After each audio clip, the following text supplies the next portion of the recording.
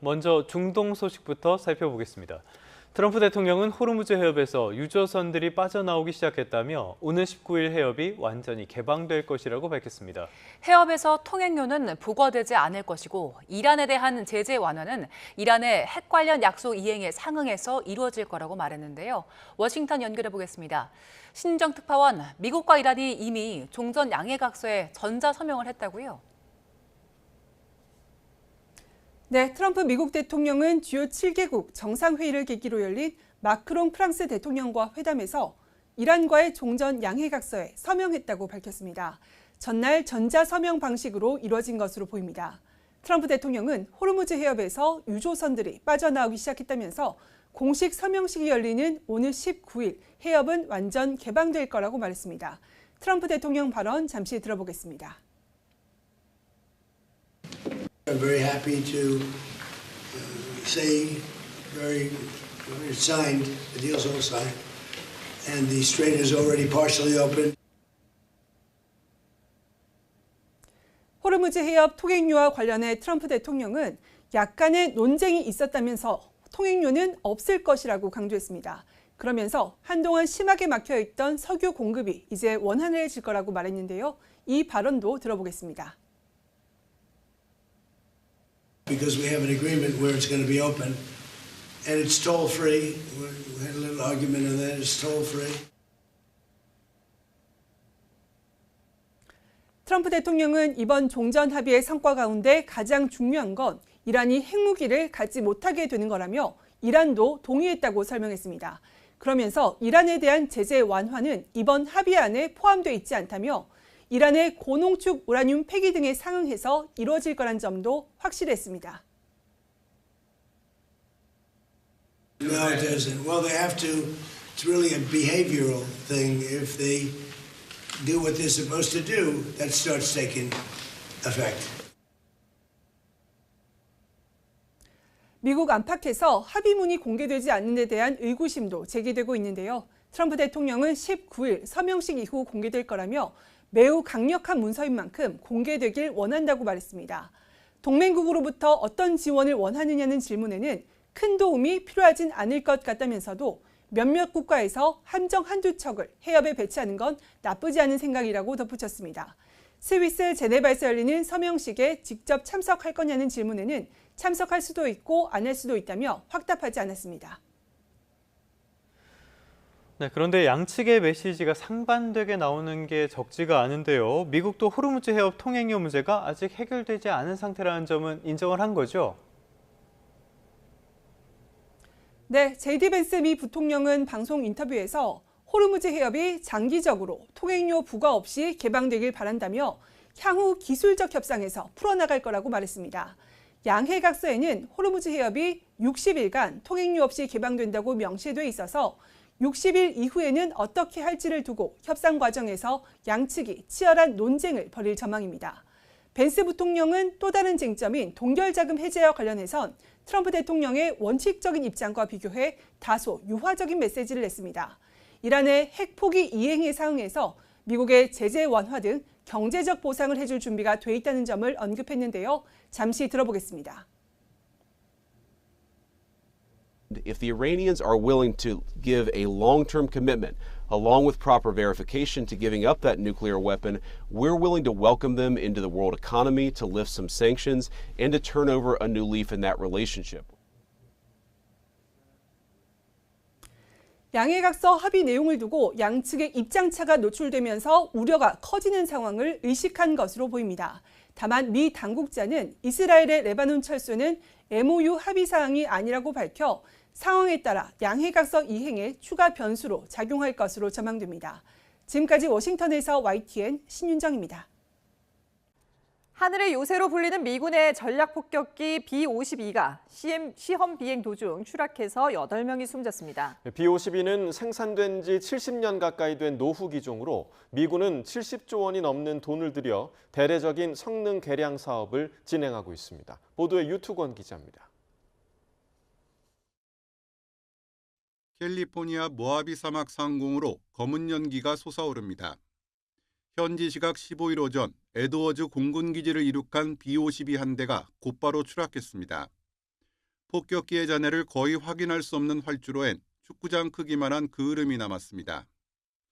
미군 측은 레이더 현대화를 위한 시험 비행 도중 사고가 일어났으며 승무원 8명이 모두 숨졌다고 밝혔습니다. 사고 원인이 공개되기까진 길게는 6개월이 걸릴 전망입니다. That process can take upwards of 6 months. We have to wait patiently while that process undergoes to ensure that we respect the process of doing full root cause analysis. 하늘의 요새로 불리는 B-52는 옛 소련과의 전쟁에 대비해 개발된 장거리 전략 폭격기입니다. 1950년대에 처음 배치됐고 현재 미군이 운영하고 있는 76대도 생산된 지 70년 가까이 됐습니다. 애초 1970년대부터 단계적으로 퇴역할 예정이었지만 차세대 폭격기 투입이 차질을 빚으면서 결국 지속적인 개량을 거쳐 지금까지 전장에 투입되고 있습니다. B-52에 이어 개발된 B-1이나 B-2는 천문학적인 유지 비용과 낮은 가동률 때문에 B-52를 완전히 대체하는 데 실패했습니다. 여기에 더해 미군은 최근 73조 원을 들여 B-52의 엔진과 레이더 등을 교체하는 대규모 개량 사업에 착수했습니다.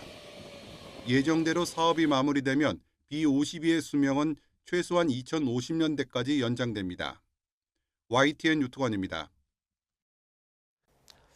월드컵 중계권을 비롯해서 공격적인 투자를 이어오던 JTBC가 창사 이래 최대 위기를 맞았습니다. 종합편성 채널의 성공 사례로 꼽혔던 방송사의 위기가 어떤 의미인지 김승환 기자가 정리했습니다. 회생 신청과 함께 주식 거래가 정지된 중앙그룹 상장사 콘텐트리 중앙 토론 게시판에 월드컵 중계권에 대한 불만이 줄을 잇습니다. JTBC 월드컵 중계 기대감에 12일 주가가 10% 이상 급등한 뒤 상황이 반전되자 성토가 잇따른 겁니다. JTBC가 밝힌 채무 불이행과 회생 신청 이유는 디지털, OTT 중심의 미디어 환경 변화와 TV 광고 시장 침체입니다. 중앙그룹은 기존 사업만으로는 성장에 한계가 있다고 보고 콘텐츠 사업 확대에 속도를 냈지만 결과는 기대와 달랐습니다. TV 광고 시장 규모는 계속 줄었고 극장 사업 역시 코로나19 이전 수준을 회복하지 못했습니다. 올림픽과 월드컵 중계권 확보 등 대규모 투자에도 나섰지만 기대했던 수익으로 이어지지는 못했습니다. 결국 늘어난 투자 부담과 차입금이 그룹 전반의 재무 압박으로 이어졌습니다. 회사는 그동안 경영 안정을 위해 최선을 다했으나 대외 경제 여건 악화와 신용 등급 하락으로 인한 작은 병색 등 여러 가지 이유로 박미통위는 현재 JTBC의 상황을 방송사업 자체의 위기라기보다 단기적인 자금난으로 보고 있습니다. 재정 상황 유동성 위기인 것이고 이것 자체가 방송 사업 자체에 직접적인 당장의 영향을 주지는 않을 것이다. 업계에서는 종합 콘텐츠 기업으로 도약하려던 중앙그룹의 승부수가 결국 감당하기 어려운 재무 부담으로 돌아왔다는 분석을 내놓고 있습니다. YTN 김승환입니다.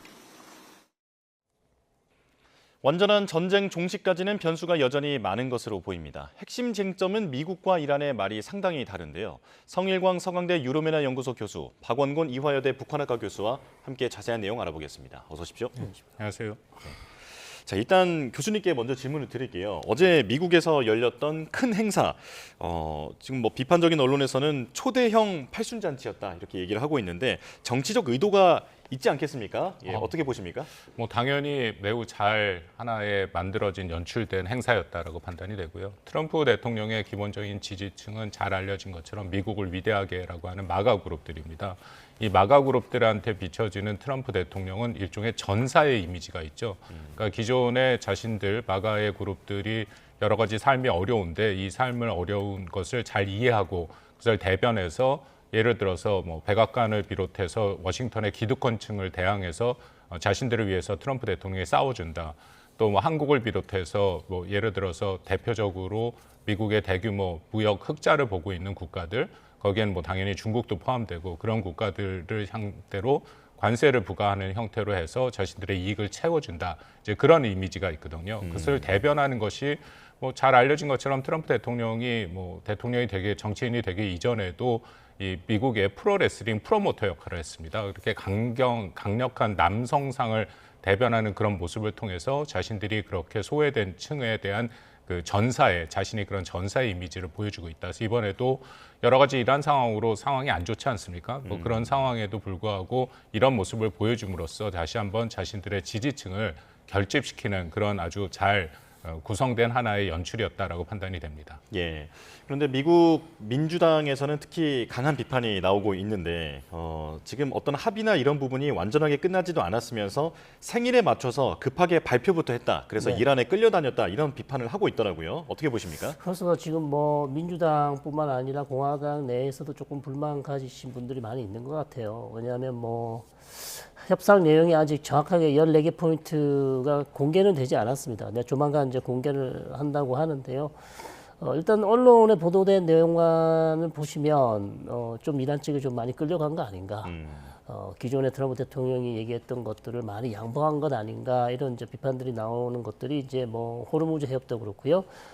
그다음에 동결자산 해제, 그다음에 핵 문제는 사실상 2단계에서 본격적인 논의를 한다. 그렇다면 지금 이란에서 나오는 얘기는 우리는 핵과 관련해서 아무것도 약속한 게 없다라는 이런 보도가 나오고 있기 때문에 어쨌든 조만간 14개 포인트가 나온다면 여기에 대한 또 많은 논란들이 또 나올 것 같습니다. 그렇다면 이제 합의 내용에 대해서 좀 추측을 해보겠습니다. 트럼프 대통령은 호르무즈 통행료는 영구히 없을 것이다 라고 몇 차례 호언장담을 했는데 미국의 고위 당국자는 MOU상 60일간만 무료다라는 점은 확인을 해줬단 말입니다. 그렇다면 이 MOU 60일이 지나고 나면 이란의 주장대로 통행료가 정말 그 서비스료라는 명목으로 부과되는 것인가?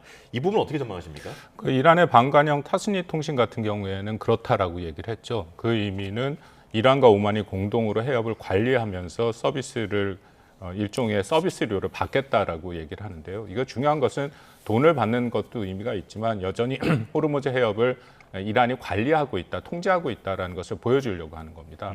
이번에 MOU가 19일 날 이미 서명이 됐다라고 얘기를 하고 19일 날 공표가 될 텐데 그거보다 더 중요한 것은 향후 있을 60일간의 그 협상이죠. 그 협상 기간 동안에 굉장히 민감한 문제들이 많이 있습니다. 그렇다면은 협상을 하는 과정에 뭔가가 좀 잘 못 될 경우에 다시금 이란은 호르무즈 해협이라는 자신들이 갖고 있는 최고의 영향력을 발휘할 수 있는 그런 카드를 활용하겠다라는 생각을 갖고는 있는데요. 만약에 60일 내에 정말로 제대로 된 종전 또 합의가 이루어진다고 난 후에는 그러면 저는 이란이 과연 호르무즈 해협에 대해서 이런 서비스료를 받을 수 있을까, 그런 통제권을 계속 행사할 수 있을까에 대해서는 좀 의문이 됩니다. 왜냐하면 이란도 어쨌든 자신들의 원유를 수출해야 되는 거고 잘 알려진 것처럼 호르무즈는 인공적으로 만들어진 해협이 아니기 때문에 이것은 국제법층에서도 분명히 통행권을 보장해줘야 되는 것이거든요. 그래서 만약에 여기에 비용을 받기 시작한다고 하면은 이것은 국제사회에 지탄을 받을 수밖에 없는 거고 이미 여기에 또 상당한 기뢰가 부설이 돼 있고 이런 상황에서 이란이 단독 능력으로 그 기뢰를 없앨 수가 없습니다. 그렇기 때문에 이미 뭐 영국, 프랑스 주도의 다국적 연합이 거기에는 한국도 포함될 가능성을 저는 배제할 수 없다고 생각하는데 이제 그런 기뢰 제거 작업도 필요하면 이것은 국제사회의 협력이 필요한 그런 영역이라고 생각이 됩니다. 예. 이번 사안으로 사실 이란이 호르무즈의 전략적 가치를 정말 명백히 깨달았다라는 지적이 있잖아요. 그렇기 때문에 미국과의 협상에서도 아주 강력한 카드로 이 부분을 계속 활용할 것으로 보이는데 쉽게 포기하지는 않을 것 같거든요. 그렇습니다. 이게 이제 사실 처음부터 협상할 때부터 트럼프 대통령이 이 부분을 아주 강력하게 반대 입장 그리고 절대 수용 불가라는 그런 입장 메시지를 전했어야 되는데 아마도 이제 휴전 협상을 좀 서둘러 체결하다 보니까 이란 측의 얘기를 그냥 조금 수용한 것 아닌가. 지금 나오는 보도로는 그렇습니다. 그래서 60일은 일단은 면제를 해주지만 60일이 지나고 나서는 이란이 원하는 대로 뭐 환경 보호, 그다음에 안전 통로 제공, 뭐 이런 것들에 대한 서비스료를 반드시 받겠다. 지금 근데 문제는 이란 혼자만 그러는 게 아니고 오만과 같이 지금 공동 관리를 하겠다고 얘기를 하고 있어요. 예. 그렇기 때문에 이 부분에 있어서 상당히 지금 만약에 이란이 계속 이걸 주장한다면 국제사회에서 상당히 큰 파장을 일으킬 것 같고요. 국제사회는 이제 단호히 대처해서 이 부분은 이란이 절대 하지 못하도록 해야 될 텐데 그럼 실질적으로 이란은 이걸 제어할 수 있는 수단이 있는가? 뭐 여러 가지 이제 고민을 해야 되는 그런 상황이라고 할 수 있겠습니다. 예. 자, 양국은 이미 전자서명으로 MOU까지 이제 마쳤는데 미국은 아직 합의문을 공개를 하지 않고 있습니다만 이란은 그 합의 발표 몇 시간 전에 이 초안을 선전하듯이 공개한 바가 있습니다. 그래서 지금 저희가 그래픽으로 정리한 바가 있는데 여기 내용이 많기는 하거든요. 그런데 몇 가지를 짚어보면 미군의 해상 봉쇄를 즉각 해제하는 것, 그리고 고농축 우라늄 포함해서 핵 협상을 논의하는데 이게 국내에서 희석을 해서 국내에서 보관을 한다든지, 그리고 경제 제재도 많이 풀어주고 동결 자산 해제도 논의한다. 여러 가지 내용이 나왔는데 물론 이란의 주장입니다만 이 내용으로 보면 이란이 정말 상당한 성과를 거둔 것 같거든요. 어떻게 평가하십니까? 그렇습니다. 이 내용만 보고 보면 그렇죠. 근데 문제는 하나하나의 해석의 여지가 다 열려 있고 이미 여기에 대해서 미국은 다른 입장을 굉장히 많이 얘기를 하고 있다. 예를 들어서 방금 말씀하신 고농축 우라늄 같은 경우에는 이것도 입장이 다르죠. 440kg으로 알려진 60%의 고농축 우라늄을 미국이 처음에는 전량 반출을 하라 했는데 좀 물러서긴 했습니다. 그런데 중요한 것은 그러면은 이란 내에서 국제사회에서 예를 들어 IAEA의 사찰이나 국제 사찰단이 들어가서 분명히 그것을 현지 폐기하는 것, 이제 그런 것들을 확인해야 된다라고 얘기했는데 반면 이란의 입장은 이것을 폐기하는 것이 아니라 희석해서 사용하겠다고 또 얘기를 하는 거고요. 이거 외에도 기본의 농축 우라늄의 권리를 갖는 문제가 있는데 이것도 사실은 트럼프 행정부에서 좀 양보를 했죠. 처음에는 제로 농축이라 하다가 일정 수준 농축이 가능하다. 근데 그것도 과연 어떤 수준에 또 얼마만큼의 기간에 가능할 것인가에 대한 얘기도 하나도 지금 맞는 게 없고요. 또 하나 가장 핵심은 결국 동결자금 해제 문제인데 이 문제도 입장이 굉장히 다르게 나타나고 있다. 예를 들어서 뭐 이란은 당연히 MOU 서명 직후에 240억 달러의 동결 자금 중에 최소한 120억 달러는 선 해제를 해야 된다 얘기를 하고 있고 거기에 대해서 JD 벤스 부통령 같은 사람은 그거 아니다. 이것은 이란이 선제적으로 이행하는 모습을 보여주고 특히 핵 문제에 대해서 전향적인 그런 어떤 제도나 어떤 조치가 취해졌을 이후에 이것을 동결 자금을 풀 수 있다라고 얘기를 하기 때문에 이것은 선 이행 후 보상을 얘기하고 있고 이란은 선 보상 후 이행을 얘기하고 있기 때문에 앞으로 60일간의 그 협상이 굉장히 지난할 수밖에 없다. 그렇게 판단이 됩니다. 교수님께서는 어떻게 평가하십니까? 이게 사실 트럼프 대통령은 그 오바마 합의보다는 무조건 진전돼야 한다라는 입장이잖아요. 네네. 지금 내용으로 보면 그래 보이진 않거든요. 그렇습니다. 여러 면에서 오바마보다 더 나은 합의인가 의문점을 갖게 합니다. 일단 뭐 동결 자금 해제, 그다음에 이란 경제 재건을 위해서 3천억 달러를 또 걸프 국가들의 어떤 신용 공여라든지 여러 가지 자금을 받아서 또 해준다고 하지 않았습니까? 그리고 고농축 우라늄도 사실상 지금 이란 내에서 그냥 희석하는 걸로 만약에 결정이 됐다면 트럼프 대통령이 얘기하는 것이 정말 오바마보다 더 나은 협정인지 전혀 지금 그런 느낌이 들지 않아요. 그렇기 때문에 트럼프 대통령이 계속해서 자기 성과라고 얘기하고 있지만 내용을 들여다보시면 사실상 오바마 때 합의보다 조금 모자란 것 아닌가. 예를 들어서 뭐 제재 해제도 오바마 때는 미국 관련해서 1차 제재 해제는 조금 하지 않았단 말이죠. 경제 제재를. 그러나 지금 나오는 이란 쪽에서 나오는 얘기는 2차 세컨더리 보이콧, 2차 제재뿐만 아니라 미국과 이란 간의 어떤 거래, 즉 1차 제재도 해제해 줄 수도 있다. 이런 얘기도 나오고 있어요. 그런데 그게 사실이라면 훨씬 더 후퇴한 것이 아닌가. 자, 이런 이제 비판을 받을 수밖에 없는 그런 상황이죠. 예, 지금 상황으로 보면 일단 보도된 내용으로만 보면 이란이 판정승을 거두는 듯한 지금 그런 분위기로 흘러가고는 있습니다. 물론 앞으로 변수가 계속 나타날 것 같긴 한데요. 또 그리고 MOU에 언급이 되어 있는 부분이 이 중동 재건 기금입니다. 3천억 달러가 명시가 되어 있는데 이 돈을 어떻게 마련할 것인가, 여기에서 그동안 계속 지지부진하게 협상이 이어지지 않았습니까? 이게 배상 성격인지 보상 성격인지 이런 걸 양측이 어떤 대화를 나눴을까요?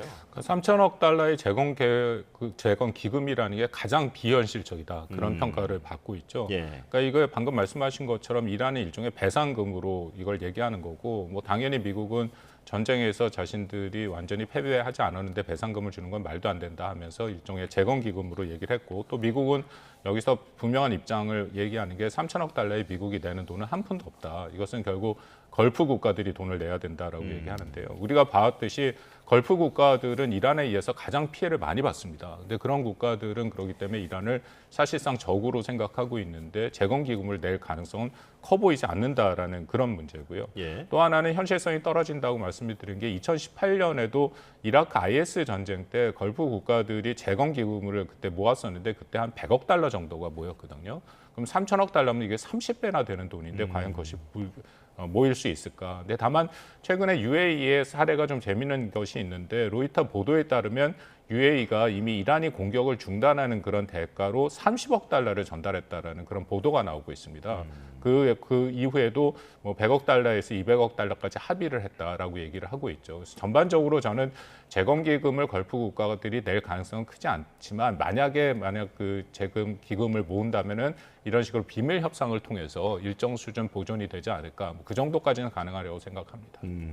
교수님께서는 이 큰 금액이 도대체 어디에서 나올 거라고 보십니까? 그러니까 뭐 다른 미국이 내지 않는다면 사실 다른 국가들이 낼 만한 국가는 걸프 국가밖에 없어요. 그렇기 때문에 걸프 국가는 어쨌든 이란과 잘 지내고 이란의 안전을 보장해 준다면 어느 정도의 금액은 낼 가능성은 충분히 있죠. 그러나 이렇게 많은 자금까지 3천억 달러라는 큰 자금까지 낼 수 있을지는 알 수는 없으나 뭐 카타르 우리 교수님께서 또 예수해 주셨지만 UAE 같은 국가들 사실상 전쟁 중에 이미 이란과 어떤 물밑 대화를 통해서 어떤 자금을 전달하고 사실 공격을 하지 말아달라. 카타르는 또 이런 비밀 협상도 시도를 했었거든요. 예. 그렇기 때문에 아마도 트럼프 대통령은 걸프 국가들이 좀 자금을 대주고 그것을 나중에 또 뭐 사업들을 통해서 다시 돌려받는 어떤 이란 내 어떤 사업들을 통해서 다시 자금을 회수할 수 있는 그런 사업의 기회도 생각하고 있는 것 같아요. 그렇지 않고 그냥 재건기금을 내라고 하기는 좀 어렵지 않습니까? 그렇기 때문에 만약 재건기금을 만든다면 걸프 국가 위주로 갈 수밖에 없다. 이렇게밖에 안 보입니다. 예. 그렇다면 이번엔 이스라엘과 관련이 깊은 내용들을 좀 보겠습니다. 이란의 주장입니다. 미국이 이스라엘을 대신해서 새로운 전쟁을 하지 않기로 약속했다. 라고 주장하고 있습니다. 이게 실제로 미국도 인정을 할지 여부는 불확실합니다만 정말 이제 그렇다면 사상 초유의 일인데 지금 어떻게 보고 계십니까? 이것도 하나의 위험한 내관이 되겠죠. 60일간에 과연 미국이 이스라엘을 얼마만큼 통제를 할 수 있느냐 그 문제가 걸려 있는데 우리가 봤습니다만 6월 14일 그 트럼프 생일 당일날 이스라엘군이 베이루트 남부 교회를 공습을 했지 않습니까? 그래서 다시 한번 정말 MOU 서명의 그 결정적인 위기가 왔었는데 그 당시에 트럼프 대통령이 네타냐후 총리한테 전화를 해서 굉장히 강력하게 비난을 했다라는 것이 미국 언론에 다 공개가 됐고요. 그 어쨌든 문제는 이스라엘이 레바논에서 철군을 그 이란이 말하는 MOU에는 당연히 이제 포함이 되는데 그것을 원치 않는다는 것은 분명하고 또 미국의 입장에서도 이 부분을 좀 애매하게 얘기를 하고 있습니다. 이란 측 MOU에 포함되어 있긴 하지만 이것은 뭐 미국 측에서는 반드시 그래야 되는 것은 아니다라는 또 얘기가 있거든요. 의무에서 사실상 배제하고 있다. 근데 중요한 것은 네타냐후의 입장이라고 생각을 합니다. 네타냐후는 트럼프에게 이스라엘이 레바논에서 철수할 의도가 없다라고 그런 식으로 얘기를 하고 있고 또 MOU의 레바논 관련 조항에 구속될 필요가 없다라고 얘기를 했고 또 이스라엘 내각이 이것을 만장일치로 지지한 이제 그런 표명을 했거든요. 그렇다면 이것은 앞으로에도 계속 내관으로 남아있을 가능성이 크다라고 생각을 합니다. 예. 이제 네타냐후는 정치적 위기도 상당한 것으로 이미 알려져 있고 그리고 총선도 앞두고 있는데 전쟁을 과연 그렇게 쉽게 포기를 할까 어떻게 보십니까? 포기하기 어렵죠. 포기하기 어려운 상황이고 결국 뭐 이란 측은 계속해서 이번 휴전 협정의 내용 조항 중에 모든 전선에서 전쟁을 중단한다. 여기는 이제 레바논, 즉 이스라엘과 헤즈볼라가의 전쟁이 포함되어 있잖아요. 근데 이스라엘 입장에서는 계속해서 지금 레바논에 있는 헤즈볼라의 전쟁을 중단할 가능성은 거의 없어 보입니다. 그렇기 때문에 어쨌든 19일까지 아주 그냥 휴전 선언하는 그 행사까지는 아마 시간을 주겠지만 그 이후에 계속해서 헤즈볼라가 이스라엘 쪽으로 도발을 해온다거나 아니면 이스라엘이 필요시 헤즈볼라, 즉 레바논에 있는 헤즈볼라 거점 지역에 대한 공격은 계속 될 것 같고요. 예. 그래서 아마 협상을 계속 하는 중에도 이스라엘은 헤즈볼라에 대한 공격을 중단할 가능성은 거의 없어 보여요. 그래서 만약 이것을 또 이란이 크게 문제 삼는다면 트럼프 대통령이 다시 한번 네타냐후 총리를 압박해야 되는 그런 상황이 연출될 가능성도 충분히 있어 보입니다. 그렇다면 그 내용이 지금 이 조항과도 연결이 되는지 궁금한데 이란의 주장으로 보면 이란의 탄도미사일 그리고 대리 세력 문제는 이번 협상에서 완전히 배제됐다라고 했습니다. 네. 대리 세력 중에 하나가 헤즈볼라 아니겠습니까? 그렇죠. 네, 그렇다면 이 조항은 어떻게 이해해야겠습니까? 그러니까 만약에 언론에 보도된 것처럼 대리 조직 지원 중단이라든지 탄도미사일 개발 제한이 전혀 포함이 되지 않았다면 사실 이게 이스라엘이 가장 원했던 요구 조건이거든요. 예. 그런데 이게 이제 완전히 배제됐다면 트럼프 대통령 입장에서는 사실상 이것들을 다 포함해서 하고 싶겠지만 이란이 강력히 거부했을 거예요. 그렇기 때문에 사실상 저는 배제될 가능성이 높은 것이고, 자 그렇기 때문에 이스라엘 입장에서 우리가 요구했던 사항이 지금 포함이 되지 않았기 때문에 우리로서는 자유권 차원에서 헤즈볼라에 대한 공격을 진행할 수밖에 없다. 그리고 이스라엘 북부에 있는 우리 국민들의 안전을 위해서는 어쩔 수 없이 우리도 헤즈볼라의 전쟁을 할 수밖에 없는 상황이다. 이렇게 이제 계속 나올 가능성이 높기 때문에 여전히 그러면 이스라엘 변수가 살아 있다. 이렇게 말씀드릴 수 있겠습니다. 네, 알겠습니다. 여기까지 말씀을 듣겠습니다. 자, 지금까지 성일광 서강대 유럽연화 연구소 교수, 박원곤 이화여대 북한학과 교수와 함께했습니다. 고맙습니다. 네, 각이 살아있는 시사평론 시사정각 시작하겠습니다. 오늘은 김상일 정치평론가 그리고 김병민 전 서울시 정무부시장 두 분을 모셨습니다. 어서 오세요. 안녕하세요. 네, 먼저 국민의힘 얘기부터 해보겠습니다. 서울, 경기, 인천, 울산 등 6개 지역에 대해서 선거 소청을 제기하기로 의결을 했습니다. 어제 긴급 최고위를 열어서 급히 결정한 거거든요. 네네. 의총도 없이. 네. 어떤 배경이라고 보세요? 많은 사람들이 다 이미 알고 있는 것을 본인들만 아니라고 손바닥으로 하늘을 가리는 행위라고 보는데요. 당연히 장동혁 대표의 그 정치적 생명 연장, 연명 치료를 위한 연명 치료의 도구로 기술로 사용하고 있는 거 아닌가 이런 생각이 들고요. 이런 식으로 하면은요, 2030의 진정성, 순수성 이런 게 모든 게 오염이 될 것이다. 예, 정치적인 오염을 통해 가지고 그들의 진정성이 사라질 것이다. 이런 우려가 되고요. 장동혁 대표가 지금 하고 있는 것은 본인이 지금 위기 상황이기 때문에 제대로 정상적으로 사고를 할 수 없는 상황이라는 거를 누군가 얘기해 주든지 본인이 거울을 보고 본인한테 한번 얘기해 봐서 고개가 끄덕여지는지 한번 시험해 봤으면 좋겠다 이런 생각마저 듭니다. 네. 치열했던 지방선거를 치르고 스튜디오로 돌아온 김병민 전 서울시 정무부시장 오늘 함께 했는데요. 이 얘기 나왔을 때 지금 6곳에 서울이 들어가잖아요. 어떻게 이긴 서울인데 서울시 입장에서는 그런 얘기 나왔을 것 같거든요. 어떻게 반응이 나오고 있습니까? 일단 오후 5시 반에 긴급 최고위를 연다는 것 자체가 매우 이례적이죠. 한 오후 5시 정도 되니까 기자분들 연락이 오더라고요. 긴급 최고위를 하는데 재선거에 대한 이 소청 의결을 할 것 같다.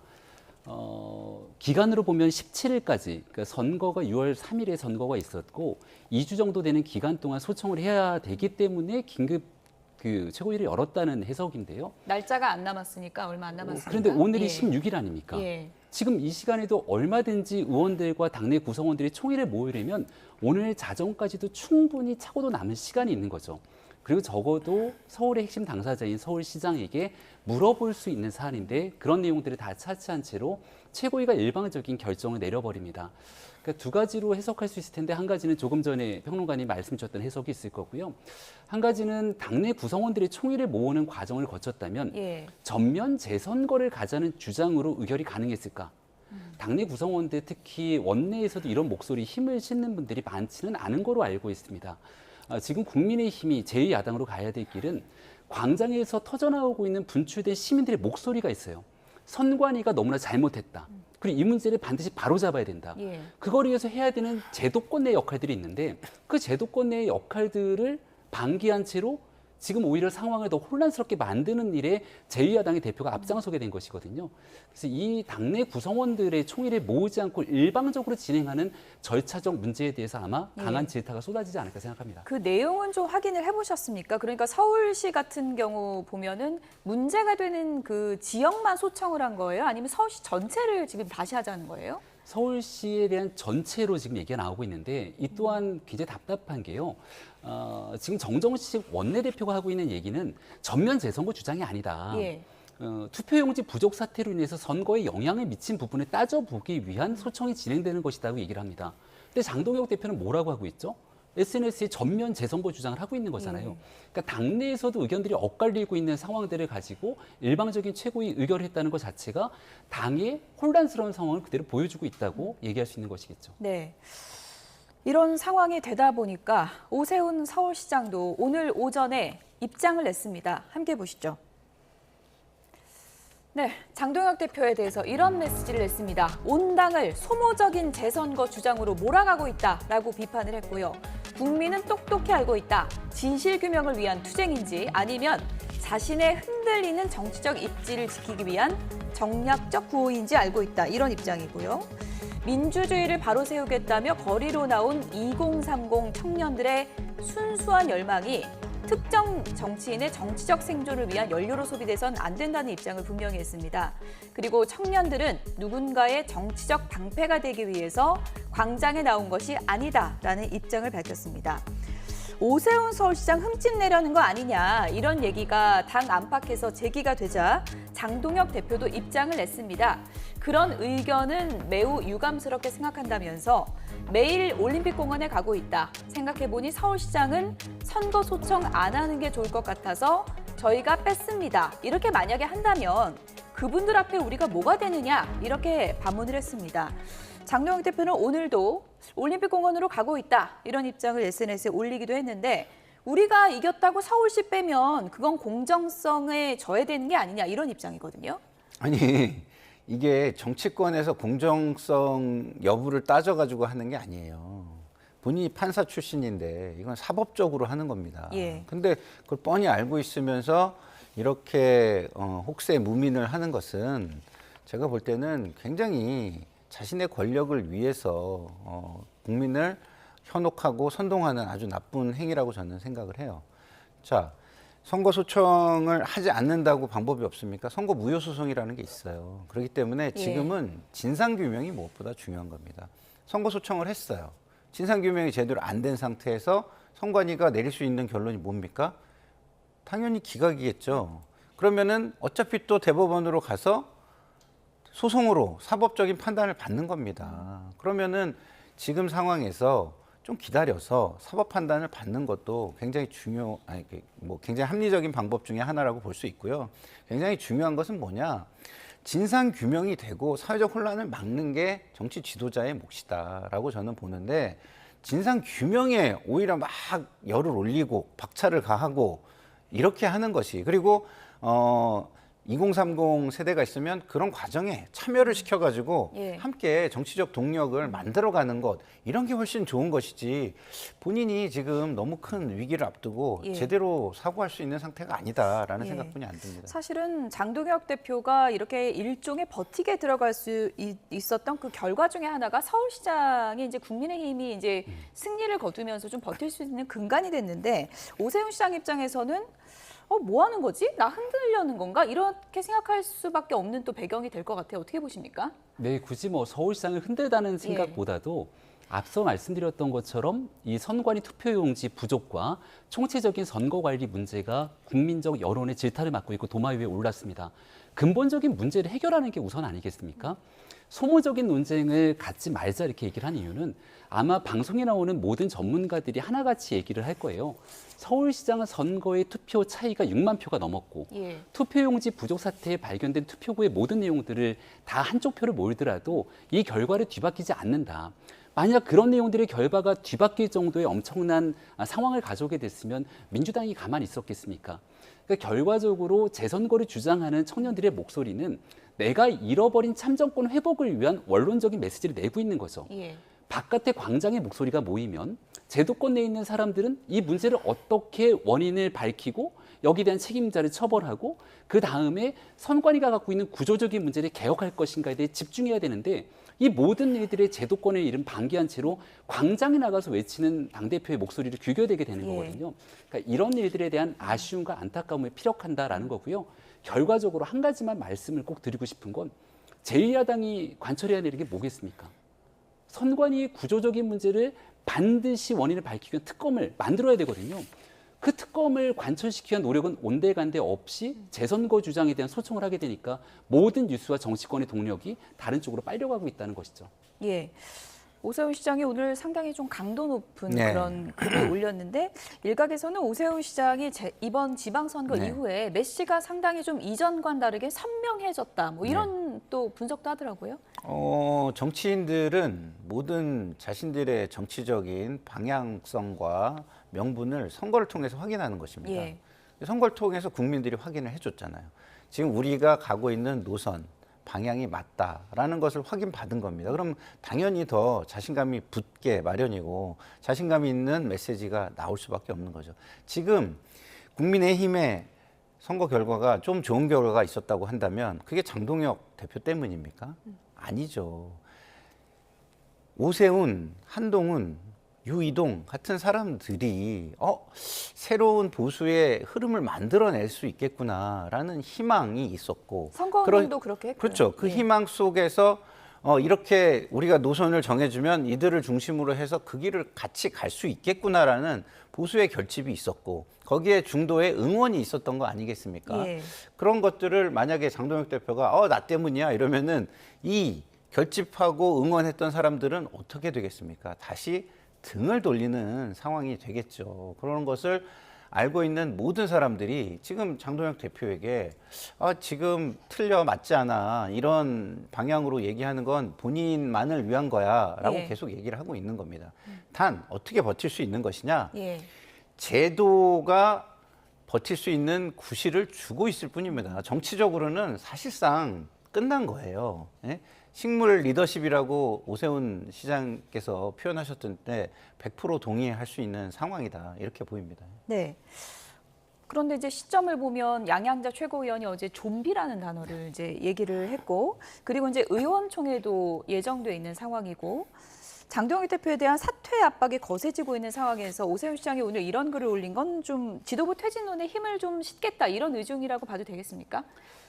지도부가 정확한 총의를 모아서 분명한 방향으로 나아가야 된다는 겁니다. 조금 전에 얘기해 주셨던 선거를 통해 민의를 확인한다고 말씀을 주셨는데요. 이번 지방선거를 통해서 많은 민의가 확인이 됐습니다.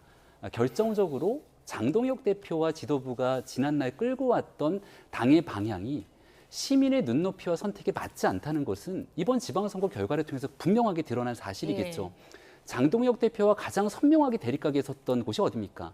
부산 북구. 여기에 대해서는 한동훈 대표가 당선이 되면서부터 장동혁 지도부가 해왔던 노선과의 분명한 선명성이 그어졌고, 서울시장 당선은 사실 당 지도부보다도 이재명 정부가 무리하게 가고 있는 정책들에 대해서 견제와 균형이 필요하다는 목소리를 오세훈 서울시장에 힘을 실어준 거거든요. 이런 방향으로 보수도 재건하고 건강한 야당의 길에 나갈 수 있도록 해야 되는 게 국민들께서 기회를 부여해 주신 지금 이 순간 놓치지 말아야 될 골든타임입니다. 그런데 월요일 오전 최고위에 한 주의 뉴스를 끌고 가야 되는 과정 속에서 한쪽에서는 좀비 지도부 얘기가 나오고 있고, 그리고 바로 연이은 긴급 최고위에서는 재선거 소청 얘기가 나오고 있으니 예. 당이 가야 될 방향을 완전히 잃어버리고 있다라고 생각하고, 이런 질타의 목소리들이 아마 의총 내에서도 함께 구성원들 간에 쏟아지지 않을까 생각합니다. 장동혁 예. 대표께서 좀 착각하시는 것 같아서 제가 네. 정리를 좀 명확하게 해드리고 싶은 부분이 있는데요. 장동혁 대표에 대한 심판, 친윤, 과거에 대한 심판은요, 12대 4라는 숫자가 한 겁니다. 12대 4라는. 그러면 4의 내용은 뭐냐? 노선의 그 방향을 정해주는 것이 하나가 있었고, 그 다음에 어쨌든 정부에 대해서, 미래 권력에 대해서 절제를 아는 권력이 되라는 경고가 있었던 겁니다. 이렇게 나누어서 정리를 할 수 있는 것이니까 장동혁 대표께서 좀 참고하셨으면 좋겠습니다. 네, 장동혁 대표 행보에 대해서 당 내에서도 비판이 쏟아지고 있습니다. 어떤 내용들이 나오고 있는지 잠시 들어보시죠. 제 개인적인 추측입니다만 결과론적으로 오세훈 서울시장을 겨냥한 거라고 저는 생각합니다. 네, 당대표께서 오세훈 서울시장을 겨냥했고 결과적으로는 서울시장이 정의롭지 못하다라는 그런 점들의 생채기를 내기 위해서 하신 거 아닌가 이렇게 이해할 수밖에 없을 것 같습니다. 네. 본인 선거였으면 재선거 하자고 했겠어요. 장동혁 대표는 그동안 본인의 이익을 위해서 당을 어렵게 만들었다는 비판을 제일 많이 받아온 사람이에요. 예. 그러면 그 패배에 책임을 지는 게 우선이고, 장동혁 지도부가 물러나면 이 선거제도 개혁을 정말 원활하게 국민이 필요하는 눈높이에서 진행할 수 있는데, 장동혁 지도부가 지금 주장하는 것들은 오히려 제도 개혁과 혁신 이런 것들을 방해하고 있다고 저는 보는 거예요. 네, 재선거 주장은 오세훈 서울시장을 겨냥한 것이다. 김용태 의원은 이렇게 주장을 하기도 했는데, 이건 뭐 제 개인적인 그런 의심이긴 한데, 혹시나 오세훈 시장이 선거 때 장동혁 거리두기 전략을 펼친 것에 대한 뭐 앙금일까요? 어떻게 보십니까?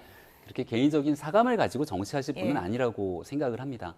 다만 본인이 생각하고 있는 방향이 국민들의 전체적인 눈높이와 맞지 않다라고 판단이 된다면 겸허하게 인정하고 또 책임을 지고 여기에 대한 방향을 겸허하게 수정할 줄 아는 게 어느 정도 책임지는 리더십의 모습이 아닐까 생각을 합니다.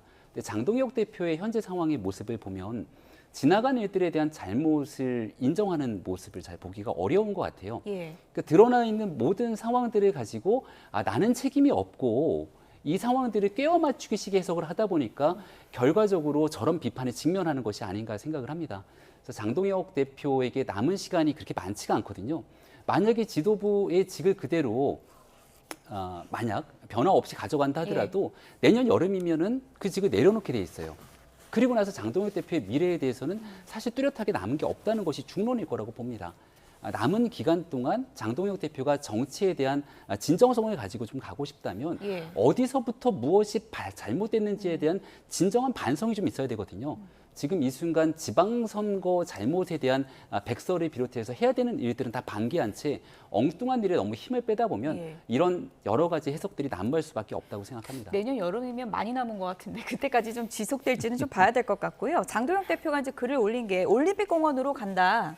지금 경찰과 좀 대치하고 있는 상황이 우리 핸드볼 대표팀은 장비도 제대로 못 갖추고 출국하는 모습을 저희가 앞서도 보여드렸는데 지금 올림픽공원으로 모여달라 지지자들에게 이렇게 호소하고 있거든요. 이런 현상이 지속되는 부분에 대해서는 어떻게 보십니까? 그러니까 본인이 살자고 계속 선동을 하는 것이고요. 그러면은 민주의 상징, 그다음에 참정권을 회복하고 민주주의 원칙을 되살리는 상징적인 장소 잠실은 부정선거의 상징으로 변모하게 됩니다. 누가 그것을 원하겠습니까?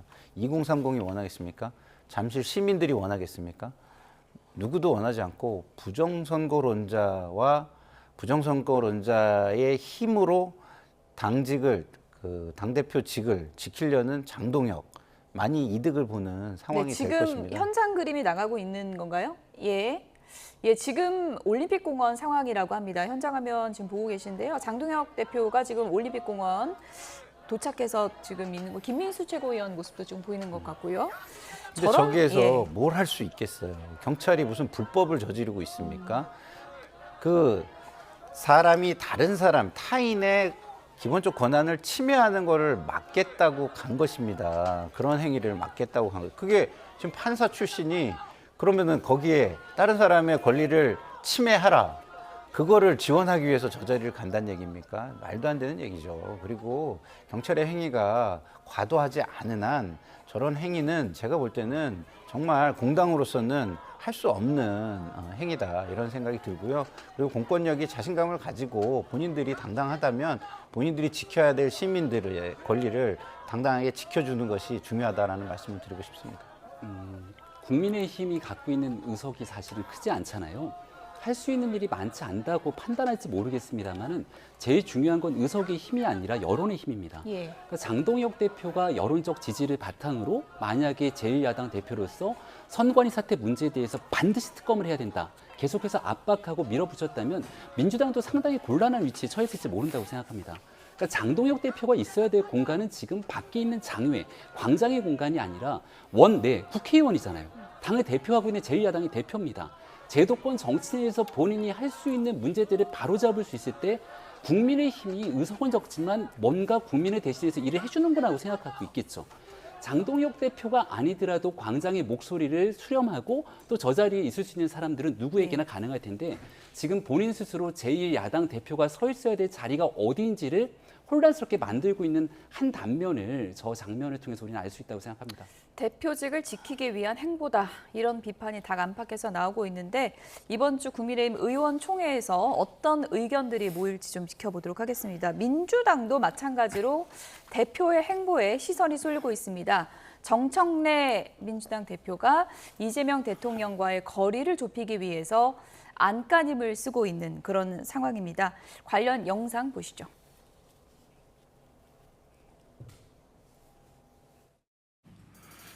정말 마음 내려놓고 겸손한 자세로 죽을 힘을 다하는 거하고 딴맘 먹은 거 완전 다릅니다. 딴맘 먹은 거 완전 다릅니다. 국민을 이기는 정권은 없습니다. 국민은 영원하고 정권은 짧습니다. 경고성 메시지로 해석되는 이재명 대통령 SNS 글에 숙고를 이어간 정청래 대표는 유럽 순방 성과를 부각하는 데 주력했습니다. 당정청이 원팀 원보이스로 똘똘 뭉쳐 이재명 정부의 성공을 위해 최선을 다하겠습니다. 이재명 대통령 존재 자체가 대한민국 국가 경쟁력의 상수로 대한민국은 이재명 대통령 보유국이다. 이런 말도 손목에는 이른바 청와대 시계를 찬 채 이 대통령은 순방 때마다 기대가 된다며 한껏 몸을 낮췄습니다. 월드 클래스의 세계적인 지도자로 자리매김하고 있습니다. 김대중 대통령의 바톤을 이어받은 피스메이커라 확신합니다. 정청래 대 김민석과 송영길 이런 식의 어떤 경쟁 구도가 막 있었는데 정권은 짧다. 이건 어마어마한 거의 영린을 건드린 거잖아요. 정권은 짧습니다. 구도가 이쯤에서요 완전히 전환됐어요. 정청래 대 이재명 대통령. 이건 그냥 통째로 드러내는 게 좋겠다. 그럼 대통령 뜻이잖아요, 그게. 그렇다고 위로 짐작을 할 뿐입니다. 그래서 이심정심.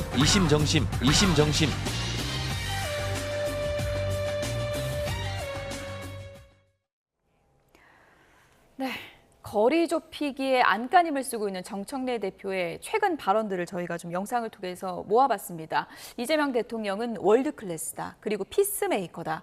온갖 미사여구를 다 쓰고 있는데 거리가 좀 좁혀질까요? 말과 행동이 일치하는 것을 보여줘야 거리가 좁혀지겠죠. 사실은 그 이전에도 말은 저런 식으로 했어요.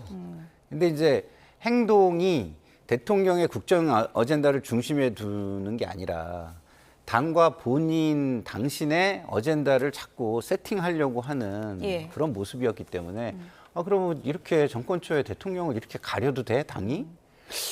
대통령은 국정을 성공시키고 그 힘으로 다음 정권 재창출을 하려고 하고 특별하게 잘못한 게 없다면 당은 쓴소리를 하는 게 아니라 뒷받침을 하는데 집중을 해서 대통령이 잘 보이게 해주는 게 역할 아니겠습니까? 물론 잘못하고 있는데까지 그렇게까지 하는 거는 용비어천가이자 너무 심한 아부가 되겠지만 잘하고 있는 상황에서는 그렇게 해주는 게 맞는 것입니다. 대통령의 지지율이 역주행을 하고 있었어요, 계속해서.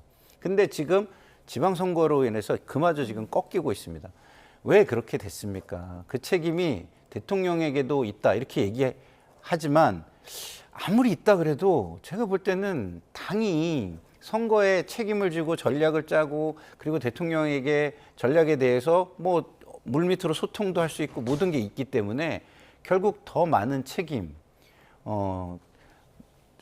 거의 모든 책임 이거는 당에서 질 수밖에 없는 것입니다. 그렇기 때문에 앞으로는 어떤 대통령이 하고자 하는 국정 어젠다를 중심으로 그것들이 실용적으로 그리고 국민들에게 체감적으로 이어지는 것을 당이 어떻게 뒷받침하는지 이런 모습을 보여주는 행위가 뒤따라야지만 저런 말들이 진정성이 있다. 내지는 대통령과 그러면 잘 할 수 있게 보조를 맞춰 나갈 수 있겠다라는 믿음을 줄 수 있게 될 것이다 이런 생각이 듭니다. 간략하게요. 평론가님이 보시기에 그냥 선거에 져서 그런 거예요? 아니면은 결정적인 실수가 있었습니까?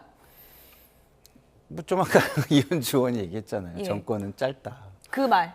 그 말이 루비콘강 건넌 겁니까 지금? 그렇죠. 그 말을 들었을 때의 민주당의 당원들은 굉장히 좀 충격을 받았을 거예요. 이게 무슨 소리지? 우리가 정권을 가지고 있는데 갑자기 정권이 짧다 그래? 이게 무슨 얘기지? 라는 생각이 들 거 아니에요. 그거에 대한 적절한 답을 아직까지 주고 있지 못하다라는 생각이 듭니다. 어떻게 좀 만회가 안 되는 걸까요? 어떻게 보십니까? 만회를 하기 위한 발언들을 쏟아내고 있는데 달콤한 말이지만 그 안에 뼈가 있다는 것처럼 구밀복검이라는 사자성어가 좀 떠오르더라고요. 지금 이재명 대통령의 지지율이 계속 빠지고 있잖아요. 집권 이제 만 1년이 조금 지났습니다. 그럼 두 가지에 대한 이중적인 마음이 있을 거예요. 대통령이 지방선거에서 사실 좀 오만한 모습을 보여줬습니다. 거기에 대한 평가가 서울선거에 나타났거든요.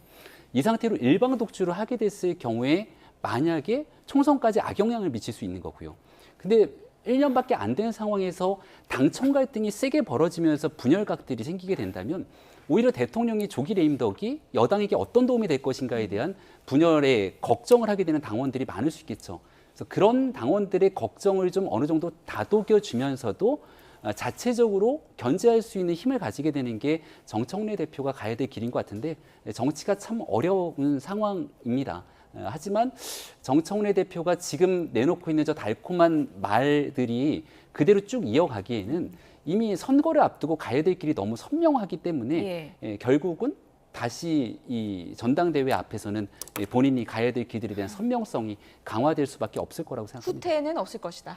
말은 이렇게 얼마든지 쏟아내겠지만 예를 들어 보안 수사권에 관련돼서 정청래 대표가 하고 있는 선명한 메시지들이 있잖아요. 이런 일들에 대한 후퇴는 없을 거라고 봅니다. 네, 정청래 대표가 오늘 아침에는 당의 주인은 당원이다라면서 당원을 상당히 강조하는 발언을 하기도 했습니다. 들어보시죠. 나라의 주인이 국민이듯 당의 주인은 당원입니다. 저는 이재명 대통령의 수많은 어록 중에서 정치는 정치인이 하는 것 같지만 결국 국민이 합니다. 라고 하셨던 그 말씀을 참 좋아하고 늘 가슴에 새기며 임해왔습니다. 당 운영도 마찬가지입니다. 당 운영도 당대표가 하는 것 같지만 결국 당원이 합니다. 중앙위원 여러분, 이제 우리는 당원의 힘으로 지역에서부터 중앙까지 지도부를 구성해 다시 뛸 것입니다. 지금 생각하기에는 한 6말 7초쯤 되면 물러날 수 있지 않을까. 6말 7초요. 예. 정 대표께서는 여러 가지 중요한 역할을 많이 하셨고 또 노력을 해오셨고요. 국정 지지율을 가지고 여당이 선거를 해서 또 그 결과를 만든 후에 다시 정부가 국정할 수 있도록 토스하고 뭐 이런 거 아니겠습니까? 정부 여당 모두가 성찰해야 될 정도의 만족스럽지 않은 또 승리라고 하기 어려운 그런 결과가 나왔기 때문에 그 부분에 대한 성찰 속에서 평가가 이루어질 거라고 생각합니다. 네, 김민석 총리가 전당대회 출마 시기에 로드맵을 밝히면서 당권에 대한 강력한 의지를 드러내기도 했습니다. 정청래 대표 오늘 당원 얘기를 또 했어요. 당의 주인은 당원이다. 이거 본인은 물러서지 않겠다. 다시 출마하겠다 이런 의지 밝힌 겁니까? 그렇죠. 의지기도 하고 앞으로 선거 전략은 선명성으로 가겠다. 뭐 이런 것 같아요. 근데 참 안타까운 게 이렇게 되면은 공직선거는 점점 어려워집니다. 윤석열의 12.3 불법 개헌과 내란이 있었고 대통령 국정 지지율이 60%가 넘는 상황에서 이루어진 선거였어요. 그런데 거기서 경고등을 줬습니다. 미래 권력, 현재 권력에 대한 경고등을 국민이 켜줬습니다. 그런데 그거를 무시하고 그 방향으로 계속 가겠다라고 한다면 다음 총선이 어떻게 되겠습니까? 그리고 하나 말씀드리고 싶은 거는 당의 주인은 당원입니다만 정당이라는 것은요, 헌법적 기구의 성격을 가지고 있습니다. 민주주의의 어떤 발전에 기여를 하고 공직에 추천을 하고 공직으로서 권력에 영향을 주는 기능을 해요. 그렇기 때문에 어떻게 합니까? 국가에서 세금으로 사실상 당비보다 훨씬 큰 규모의 돈을 운영비로 주고 있습니다. 그럼 이게 그냥 무조건 사적인 결사체라고 할 수 있나요? 그렇지 않습니다. 헌법적 공적 성격을 지닌 사적 자율기관입니다. 그러면 그 행위를 함에 있어서 그 세금의 의미, 그다음에 국가 민주주의 발전의 의미, 여기에 기여해야 된다는 당위성을 가지고 있는 것이다라는 말씀을 드리고 싶습니다. 평론가님이 보시기에도 이현주 의원이 얘기한 것처럼 이번에 전대 구도가 그러면 정청래 대 이재명 대통령 이런 구도가 될 거라고 보십니까? 지금 뭐 대통령의 메시지와 그리고 그 후에 사실은 좀 메시지가 불만족스러워도 아까 말씀드린 정권은 짧다 이런 반응을 하면 안 됐는데 그로 인해서 김민석 총리보다는 진짜 대통령을 중심으로 대통령의 레임덕을 막아야 되겠다라는 당원들의 결집으로 좀 이어지게 한 것은 좀 사실이 아닌가 싶습니다. 네, 앞서 뭐 그래픽 다시 한번 좀 보여주실까요? 지금 뭐 당 안팎에서 친명, 친청 이런 대결 구도가 만들어지고 있는 상황입니다.